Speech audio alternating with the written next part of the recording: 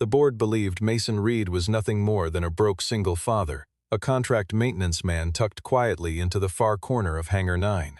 When the $300 million test jet refused to wake up after a routine upgrade, they replaced him with an engineering team that cost $50 million. For 3 days, every system stayed dark, silent, dead. Then, with the CEO facing the loss of the largest defense contract in company history, the jet lit up the instant Mason placed his hand on the panel and spoke 4 quiet words that froze the hangar. Rain fell heavy over Langford Aerospace, on the morning everything was supposed to go right. Hangar 9 stood lit from end to end, every floodlight trained on the sleek frame of the Aegis test jet, a machine that had cost the company $300 million to build and nearly as much in promises to a defense delegation that would be watching within hours. Engineers in clean uniforms moved with rehearsed precision around the aircraft, checking readouts, murmuring into headsets, treating the morning like a coronation rather than a test. Amelia Langford arrived flanked by board members, internal media handlers, and senior staff, her heels clicking against the concrete in a rhythm that matched the tension rising through the building. At the far edge of the hangar, away from the cameras and the polished shoes, stood Mason Reed in a faded maintenance jacket, watching a secondary control panel that nobody else seemed to notice. He had been there since before dawn, quiet, unbothered by the noise around him, the way a man behaves when he already knows something the room has not yet discovered. Jackson Vale, the technical director, passed him without a glance, then turned back just long enough to remark to a colleague that the man by the wall was good for changing bolts and topping off oil, nothing more. When the lead technical crew finally pushed the activation sequence, the jet responded with a stutter instead of a roar.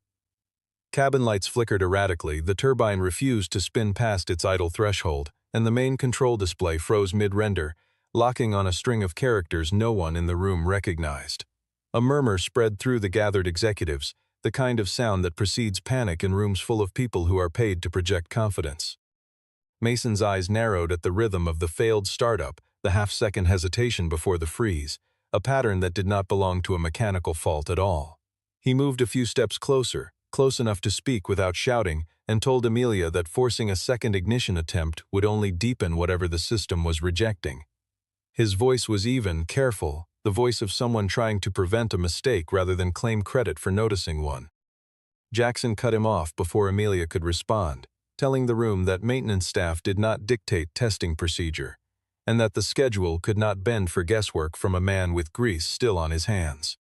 The board, already strained by the weight of the morning, treated Mason's interruption as a distraction rather than a warning. Amelia, caught between the ticking clock and the optics of a delegation due within hours, gave the order to clear non-essential personnel from the primary floor, and Mason was among the names read aloud. Security approached him without hostility, simply following instruction, and he did not argue or raise his voice, only nodded once and stepped back toward the access corridor while the rest of the engineers resumed their attempts at the dead aircraft. Before he reached the door, Mason allowed himself one last look at the jet, and something on the secondary display caught his attention through the chaos. A small symbol buried deep in the diagnostic layer that almost no one would have known to search for. It was an old marking, one that belonged to a classified testing program that had existed years earlier, before contracts changed hands and records were quietly rewritten, a program from which his own name had been erased. He stood there a moment longer than necessary, the rain still drumming against the metal roof above him, before turning and walking out into the gray morning, leaving behind a jet that nobody yet understood was not broken at all, only refusing to trust the hands now on it. By mid-morning, Jackson Vale had called an emergency meeting and was already constructing a narrative that placed the blame squarely on the maintenance department's low-level oversight, a narrative that conveniently kept his own division untouched. Mason was summoned into the glass-walled conference room, brought before the assembled board as though he were the source of the malfunction rather than the man who had tried to stop it from worsening. Questions came fast, sharp, dismissive, the kind designed to corner rather than understand, and Mason answered each one without flinching, his voice steady, even as the room treated him like a suspect. He explained, as simply as he could, that the failure did not originate in the engine or the fuel lines, but somewhere deeper, in what he called the system's identification chain, a layer most of the people in that room had never been trained to consider. Before anyone could press further, a screen at the end of the table lit up with the face of Connor Blake, the senior lead of the newly contracted engineering team, a man whose confidence filled the room before his expertise had a chance to prove itself. Connor promised, with the easy certainty of someone who had never been wrong in front of an audience, that his team could have the aircraft fully operational within 24 hours. Eleanor Grant, never one to wait for sentiment when numbers were on the line, pressed Amelia hard to sign off on the outside contract immediately, framing it as the only responsible move left to protect the company's defense partnership. Amelia, exhausted and cornered by a ticking deadline, gave the approval, and within minutes Mason's access credentials to the hangar were deactivated on every terminal in the building. Jackson could not resist a final remark as the meeting closed, commenting that a single father with a wrench was no match for a room full of doctorate-level engineers, a line that drew a few uncomfortable laughs from people who knew better but said nothing. Mason did not argue the point, did not raise his voice, did not ask for a chance to prove himself in front of the very people who had just dismissed him. He simply gathered his old tool bag from beneath the workbench where it had sat for years and walked out of the room with the same composure he had carried in, the kind of stillness that unsettled people more than anger would have. Amelia watched him go, noticing something she could not quite name, a calm in him that did not match the situation, the kind of calm that usually belonged to someone who had already survived something worse than public humiliation. One of the younger security staff, watching from the corridor, lowered his eyes as Mason passed, aware that this was the same man who had spent countless unpaid nights keeping the aircraft stable through earlier testing phases that never made it into any official report. Mason crossed the rain-slick parking lot toward his truck, and somewhere between the building and the gate his phone buzzed once with a short call from the hospital regarding an outstanding balance tied to his daughter's care, a detail he absorbed quietly before sliding the phone back into his pocket, refusing to let it show on his face. The reason behind his quiet endurance was never spoken aloud in that hangar, but it sat in him like ballast, steady and unseen. Behind him, the new engineering team arrived to applause, their equipment cases rolling across the polished floor like a procession, while Mason stood outside the gate in the rain, looking back at the jet through the glass the way a person looks at an old friend who has just been handed over to strangers who do not yet understand what it took to earn its trust. Connor Blake arrived the following morning with 12 hand-picked engineers, crates of diagnostic hardware, scanning rigs, simulation software, and small robotic inspectors capable of crawling across the wings and engine housings inch by inch. The hangar transformed almost overnight into something closer to a research facility than a maintenance bay. Screens stacked on portable racks, cables looping across the floor, every surface of the Aegis jet wrapped in sensors meant to capture data that no human eye could catch. Connor walked the floor with the energy of a man who believed certainty could be purchased, and for the first several hours it looked as though it could. They stripped the control panel down to its housing, tested the fuel lines under pressure, ran full diagnostics on the electrical architecture, and traced every data pathway twice over for good measure. Every component returned a clean result, flawless readings across the board, and yet the jet remained as unresponsive as it had been the day before, a silence that no spreadsheet could explain. Connor, unwilling to accept that the problem might sit outside his frame of reference, declared the issue a software fault and ordered his team to push a freshly built control package directly into the aircraft's core systems. The moment the new package loaded, the cabin lights cut out entirely, and seconds later an error string surfaced on the main display that matched nothing in any technical manual the team carried with them. Jackson, watching from the observation deck, felt the first genuine flicker of fear pass through him, though he masked it quickly before Amelia could notice the shift in his expression. When Amelia demanded an honest assessment of where things stood, Connor offered only reassurances wrapped in technical language, insisting that more time was all the situation required, a phrase that was beginning to wear thin against the ticking clock of the defense delegation's arrival. Miles away, in a modest garage on the edge of the city, Mason worked beneath the hood of an aging aircraft engine for a struggling shop owner who could not afford a proper repair service, the kind of work that paid little but kept his hands steady and his bills slightly more manageable. A former colleague called him that evening, voice tight with concern, warning him that the new team was reaching into the core systems without understanding what they were actually touching. Mason listened without interrupting, then said quietly that if they kept forcing the system the way they were, the Aegis jet would lock itself down completely beyond anyone's reach, including his own. There was no satisfaction in his voice as he said it, only the tired certainty of a man watching a mistake unfold from a distance he had not chosen for himself. He understood that aircraft better than anyone left standing in that hangar, understood its quirks and its stubbornness in a way that no amount of expensive equipment could replicate, and still he made no move to return, unwilling to walk back into a place that had erased his name as easily as it had erased his title. The call ended, and Mason returned to the engine in front of him, hands moving with quiet familiarity, while far across the city a different machine refused to forgive the hands now upon it. Back in Hangar 9, as the night crew prepared to rotate out, a red warning light bloomed across the length of the jet's fuselage, steady and unmistakable, displaying two words that none of Connor's software had predicted and none of his engineers could explain away: core recognition failure. Amelia stayed at the office through the night, the defense contract worth billions spread across her desk like a verdict waiting to be read, every clause a reminder of how much rested on a machine that would not wake.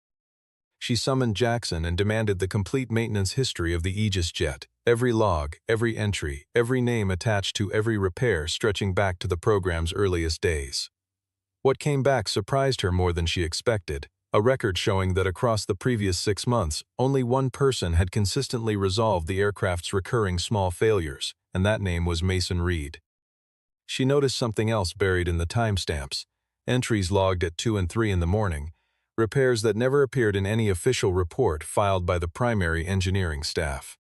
Jackson tried to wave it off, calling it minor tinkering, the kind of busy work that fell naturally to maintenance personnel. But Amelia had already begun cross-referencing the entries against manual command lines that did not match any documentation issued by the company.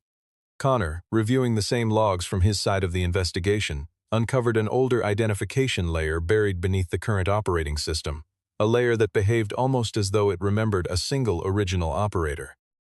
His team referred to it dismissively as legacy interference, a relic that should have been wiped clean during the last system overhaul, except that nothing they tried could remove it. When Connor attempted to override the layer directly, the aircraft responded by triggering a full protective lockdown, sealing every control surface and refusing further input from any terminal in the hangar. Amelia asked, more forcefully this time, who had originally designed that identification layer, and the silence that followed told her more than any answer could have. A senior technician, older than most in the room and less concerned with politics than survival, mentioned quietly that long before Langford Aerospace acquired the program, an earlier testing division had been dissolved following an accident that the company rarely discussed in public records.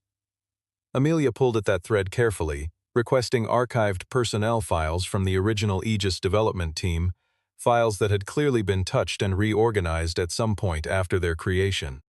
Buried within an old archived list, half obscured by a redaction that someone had applied imperfectly, was the name Mason Reed, struck from the roster of lead engineers without explanation. She sat with that discovery for a long moment, the hum of the building's ventilation the only sound in the otherwise empty office, the weight of what she was beginning to understand settling over her slowly. The man she had personally authorized to be removed from the hangar, the man Jackson had mocked in front of the entire board, was not simply a contractor who happened to be good with his hands. Somewhere in the gap between the official story and the redacted files lay a version of events that nobody currently employed at Langford Aerospace seemed eager to revisit, and Amelia found herself staring at his name on the screen, recognizing for the first time that the man she had dismissed might be the only person who had ever truly understood the machine, now refusing to answer anyone else. Outside her window, the city had gone quiet, the kind of stillness that only settles in after midnight, when even the most ambitious offices empty out and leave behind nothing but the glow of unfinished work. Amelia poured herself coffee she would not finish and read the archived file twice more, searching for a detail she might have missed, some clerical explanation that would make the redaction feel ordinary rather than deliberate. None came. Instead, the longer she stared at the gap where Mason's title should have been, the more she became convinced that someone had worked carefully to ensure his name would never surface again, and that someone had very likely still been employed at the company when the records were altered. The story shifted late that night to the small garage on the edge of town, where Mason worked beneath a single hanging light, rebuilding an old engine entirely by hand, without the help of any modern diagnostic tool. There was a rhythm to his movements that came only from years of repetition, the kind of muscle memory that survives long after a career has ended on paper, and as he worked, fragments of an earlier life surfaced in his mind unbidden. Years before, Mason had been a promising young engineer on the original Aegis program, working under a man named David Mercer, building systems meant to protect aircraft from exactly the kind of failure now playing out in Hangar 9. It was Mason who had designed the early identification protocol, meant to prevent the jet from being seized or operated remotely by anyone outside its intended chain of command, a safeguard born from a near disaster that had nearly cost the program everything. After a testing accident years earlier, the leadership of that era had needed someone to blame quickly, someone whose removal would protect the company's stock price more than the truth would, and Mason's team had been the convenient answer. He had not caused the accident. In fact, his quick response in the moment had prevented it from becoming a far larger catastrophe, but the official record never reflected that detail. His file was scrubbed, his patents quietly reassigned under the company's name, and he was pushed out of an industry that had once felt like the only place he belonged. At the time, Mason chose silence over a fight he could not afford both financially and emotionally, with a family member's medical bills mounting and no resources left for a prolonged legal battle against a corporation with far deeper pockets than his own. In the years since, he had taken on whatever technical work he could find, never advertising what he once built, never explaining to strangers why a man with his skill was found in garages and side jobs instead of corner offices. David Mercer appeared at the garage that night, older now, walking with the careful gait of a man who had retired but never quite let go of what he used to protect. He warned Mason that Langford would come looking for him eventually, once every other option had been exhausted, because desperation has a way of remembering what convenience once tried to forget. Mason replied simply that he owed the company nothing, that whatever debt might have existed between them had been settled the day they erased his name from a project he had nearly given everything to save. David did not argue the point directly, only said that whatever Mason might or might not owe Langford, the aircraft itself still carried something inside it that Mason had built specifically to protect human lives, a purpose that did not disappear simply because ownership had changed hands. The words settled over Mason in a way he did not immediately respond to, and after David left he stood alone in the quiet garage for a long while before walking to a closet in the back room and pulling down an old metal box he had not opened in years. Inside lay the original blueprints for the Aegis system, hand-annotated in his own writing, and beside them an engineer's identification card that had been cut cleanly in half, a small and deliberate cruelty from a chapter of his life he had tried hard not to revisit. At Langford headquarters, Eleanor Grant called an emergency board session, her tone leaving no room for debate about how serious the situation had become. The company's stock had fallen sharply overnight, and outside reporting had already begun questioning whether the entire Aegis program was little more than an expensive illusion propped up for investors. Word arrived that the defense delegation intended to conduct its final evaluation within 36 hours, a window that left almost no margin for further failure. If the jet did not start by then, the contract would collapse entirely, and Amelia understood clearly that her position as chief executive would likely collapse along with it. Jackson, sensing the direction of the room, pushed hard for Connor's team to remain in full control of the situation, conveniently avoiding any mention of Mason's connection to the aircraft's original design. Amelia, for the first time in years of working alongside him, found herself unable to fully trust a word coming out of Jackson's mouth. She requested Mason's complete personnel file, only to discover that several sections remained sealed under an old legal order she had never been told existed, a quiet inconvenience that felt far too deliberate to be accidental. Later that evening, an email arrived in her inbox from an address she did not recognize, sent by David Mercer, containing only a single line that read, "You replaced the only person this jet has ever trusted." The sentence stayed with her long after she closed the message, returning to her thoughts at odd moments throughout the night. She made her way down to the company archive personally, bypassing the usual request process, and there, buried among older technical files, she found Mason's engineering signature embedded directly within the aircraft's core design documents, though the listed ownership had been quietly changed to another name at some point after the files were created. The discrepancy was small enough to have gone unnoticed by anyone not specifically searching for it, but large enough to confirm everything she had begun to suspect. Mason had not simply maintained this aircraft over the years. Long before that, he had been the one who saved it. Amelia stood in the archive room for a long while, the cold fluorescent light overhead casting flat shadows across rows of forgotten file boxes. Feeling the full shape of what had been hidden from her settle into place.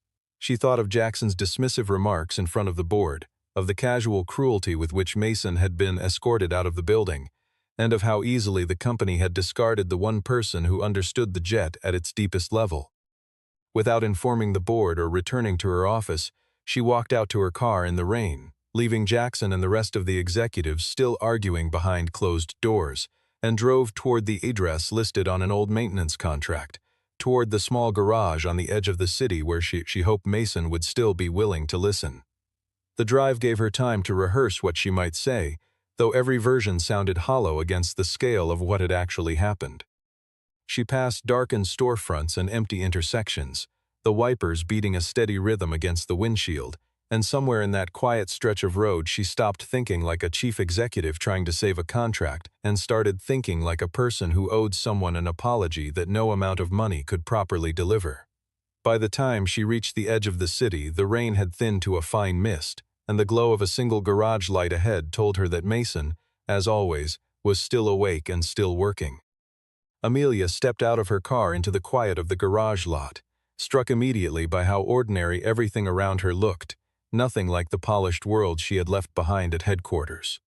Through the open bay door she saw Mason bent over an engine, hands stained with grease, completely unhurried, as though the financial collapse threatening to unfold few hours away belonged to a different universe entirely. He looked up when her shadow crossed the threshold, recognized her instantly, and returned his attention to the engine without any visible surprise. She tried to hold on to the composure she carried into every boardroom, offering him a generous compensation package to return immediately and resolve the crisis at Hangar 9. Mason wiped his hands on a rag and told her plainly that the issue had never been about money, a response that left her without an easy follow-up. She offered an apology for the way the board had treated him, but he did not accept it quickly, the kind of hesitation that comes from years of broken trust rather than simple stubbornness. He reminded her that Langford only ever called him an engineer when the company needed someone to blame, and only ever called him an engineer again when it needed someone to save them, a pattern he had lived through once already and had no interest in repeating. Amelia had no real defense against the observation, and she let the silence sit between them rather than fill it with something dishonest. Mason explained, without any trace of mysticism, that the Aegis jet did not simply prefer him out of sentiment. It operated on an identification protocol built around a specific sequence of motion, sound, and pressure, details that had been stripped from the official documentation long before the current engineering team ever touched the aircraft. She asked why he had not explained this clearly from the very beginning, back when the failure first appeared in front of the entire board. Mason answered that he had tried, but that very few people take seriously the words of a man wearing an old maintenance jacket, regardless of how carefully he chooses them. Amelia lowered her voice, admitting for the first time that she had been wrong, and reminding him gently that thousands of employees stood to lose their jobs if the jet remained silent through the delegation's final inspection. Mason still declined, unwilling to step back into a place that had once dismantled his career and his reputation, without hesitation or apology. He told her, without bitterness but without softness either, that some doors deserved to stay closed even when the consequences of leaving them shut were significant. Amelia accepted his answer without arguing further, understanding that pressure alone had never been the right tool to use with this particular man. Before she left, she set a folder down on his workbench, a copy of the altered accident report from years earlier, complete with a signature she had only recently confirmed did not belong to the person it claimed to represent. She said nothing more about it, simply turned and walked back out into the night, leaving Mason standing alone beneath the single hanging light with the folder unopened in front of him, the rain outside finally beginning to ease. Mason opened the folder Amelia had left behind once the sound of her car had faded down the road, and as he read through the altered accident report, the forged signature buried within it became unmistakable to him almost immediately. Back during the original accident, Jackson had not yet held the title of technical director, but he had already been the man responsible for managing the testing data, a position that gave him quiet access to records most people never thought to question. Mason understood now, with a clarity that felt almost cold, that Jackson had been the one who erased his name from the system years ago, clearing the path for his own rise within the company. Back in Hangar 9, Connor continued pushing forward, attempting to replace the aircraft's identification module entirely in a final effort to force compliance from a system that had already made its resistance clear. The jet reacted violently this time, locking the fuel lines, sealing the hydraulic valves, and cutting power to every auxiliary system at once, a cascading shutdown that startled even the most confident members of Connor's team. One engineer narrowly avoided injury when a wing lift mechanism dropped unexpectedly during the chaos, though thankfully no one was seriously hurt in the incident. Amelia, arriving back at the hangar just in time to witness the aftermath, ordered every operation halted immediately, but Jackson pushed back hard, terrified of what further investigation might reveal about his own past involvement. David Mercer arrived shortly after, walking directly toward Jackson with the steady determination of a man who had waited far too long for this particular conversation. David stated plainly, in front of witnesses, that the Aegis jet was not malfunctioning at all, but actively defending itself against a chain of commands it correctly identified as illegitimate. Jackson attempted to have David removed from the premises, raising his voice in a way that drew attention from everyone still working the floor, but Amelia stepped between them and refused to allow it. In the middle of the rising tension, Mason finally called Amelia directly, his voice calm but firm, warning her that one more attempt to force the aircraft's core systems would result in a permanent lockdown that no one, including himself, would be able to reverse. Amelia asked him directly what it would take to bring him back into the building, expecting another refusal or a negotiation over money neither of them particularly cared about. Mason surprised her by asking for nothing financial at all. Instead, he requested that the original accident file be reopened, that the names of his former team be properly restored to the historical record, and that he be granted full authority over the aircraft once he returned to the hangar floor. Amelia agreed without hesitation, understanding that this was the only path remaining that offered any real chance of saving the contract and, more importantly, of correcting a wrong that had gone unaddressed for years. She walked back into the boardroom where the rest of the executives were still arguing among themselves, and in a tone that left no room for further debate, announced that Mason Reed would be returning to Hangar 9, this time not as a contractor standing at the edge of the room, but as the person the entire project now depended on completely. Mason walked back into Hangar 9 the following morning, no longer the overlooked maintenance contractor people had stepped around for years, but the only remaining hope of saving an aircraft that had defeated everyone else who had tried to wake it. Connor's team eyed him with open suspicion, the kind of skepticism reserved for outsiders who had not earned a seat at their table through credentials or pedigree. Connor himself asked, loudly enough for the whole floor to hear, why anyone should defer to a man whose name did not even appear in the current engineering registry. Mason did not argue the point or attempt to defend himself verbally. Instead, he simply asked that every signal jamming and interference device surrounding the jet be powered down completely before he began.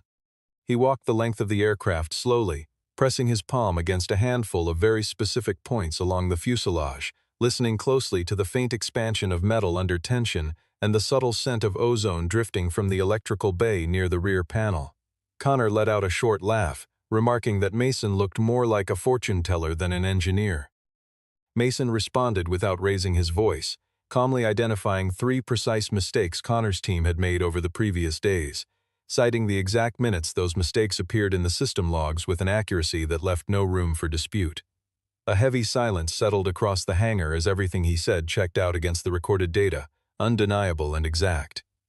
Amelia stood near the back of the room, watching the gap widen between paper credentials and a genuine lived understanding of the machine in front of them.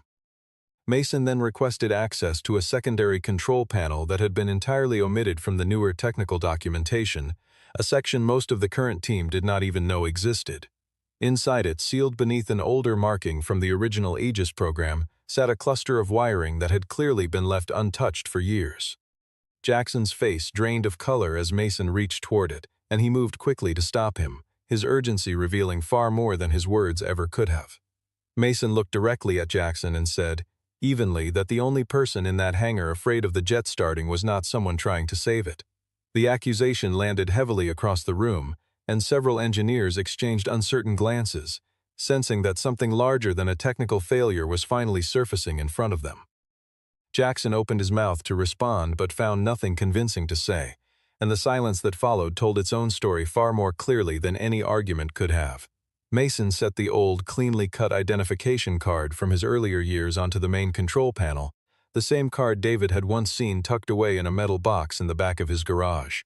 He took a slow breath, glanced once toward Amelia for confirmation, and prepared to show the entire room a truth that the company had spent years trying to bury beneath new equipment, new contracts, and new excuses. The hangar held an unusual stillness as he worked, the kind that settles over a room once people stop performing confidence and start genuinely paying attention. Engineers who had arrived weeks earlier with expensive credentials and even more expensive equipment now leaned forward instead of dismissing him, watching every motion of his hands as though trying to memorize something they had never been taught. Connor, still proud but visibly shaken, said nothing further, and even Eleanor Grant, who had arrived quietly to observe the proceedings from a distance, folded her arms and waited without her usual impatience, sensing that whatever happened next would decide the company's fate far more than any boardroom vote ever could.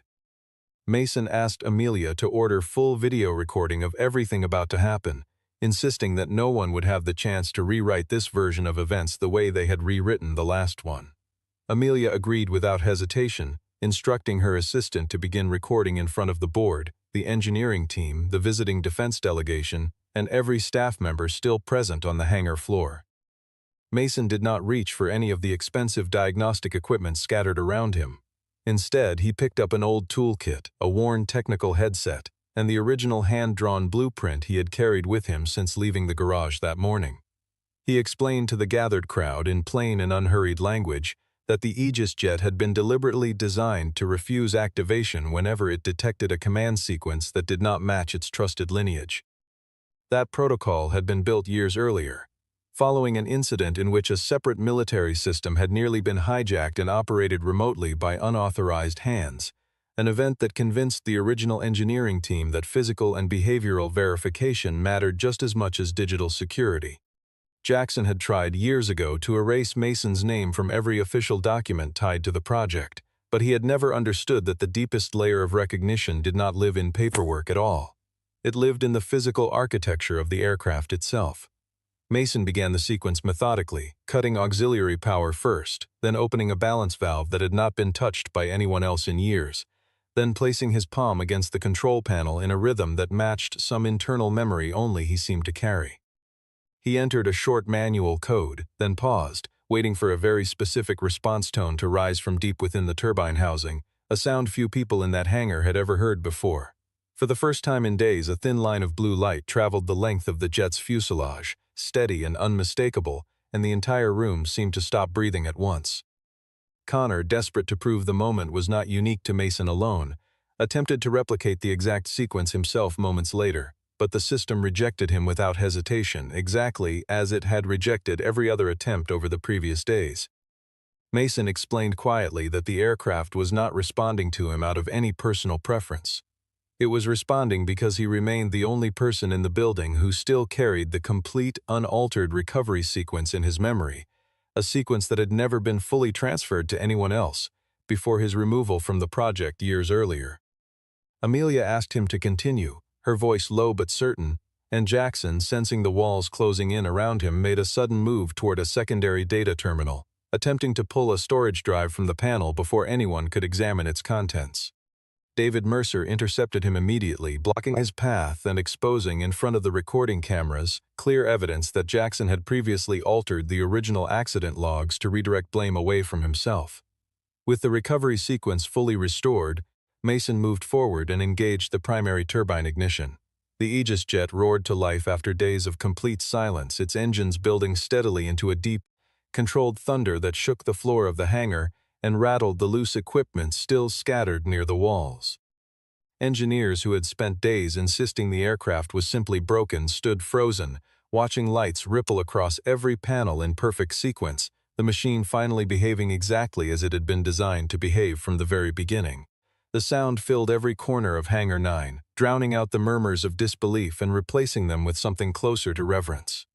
Amelia turned toward Mason as the turbine settled into a steady, powerful hum, and the look she gave him carried none of the detached authority she had walked in with that morning. For the first time since this entire crisis began, she was looking at him not as a contractor she had once dismissed, but as the only person who had ever truly understood what this aircraft was built to protect. The defense delegation, having witnessed the entire sequence unfold on camera, demanded a clear explanation for why an engineer previously erased from the company's official records had been the only person capable of restoring the aircraft to operation. Amelia faced a decision that would shape far more than the outcome of a single contract, choosing between protecting the company's polished public image or allowing the full truth to surface in front of everyone present. Eleanor Grant urged her quietly to describe the entire situation as a simple internal documentation error, a phrase vague enough to satisfy reporters without raising further questions. Amelia looked toward Mason, standing near the now steadily humming jet, and made her decision without further hesitation. She addressed the delegation directly, acknowledging openly that Langford Aerospace had benefited for years from a critical engineering design without ever properly crediting the man who created it. David Mercer stepped forward and provided the original archived files, confirming clearly that Mason had developed the protective identification protocol that ultimately safeguarded the aircraft from unauthorized control. Jackson's manipulation of the original accident logs was laid out plainly before the delegation, exposing how he had redirected blame onto Mason and his former team years earlier in order to advance his own position within the company. Connor, who had spent days dismissing Mason's expertise, surprised many in the room by admitting publicly that his own highly trained team had been unable to understand the aircraft's deeper systems without Mason's direct guidance. Mason did not gloat or revel in the reversal taking place around him. Instead, he made a single request, asking only that the names of the engineers wrongfully removed from the original project finally be restored to the historical record. The defense delegation, satisfied with the transparency shown and the technical competence demonstrated, chose not to cancel the contract, though they did require a full safety restructuring and insisted that Mason be placed in a senior technical oversight role moving forward. Amelia agreed immediately, without negotiation or hesitation, recognizing that this was both the right decision and the only one that made sense given everything that had come to light.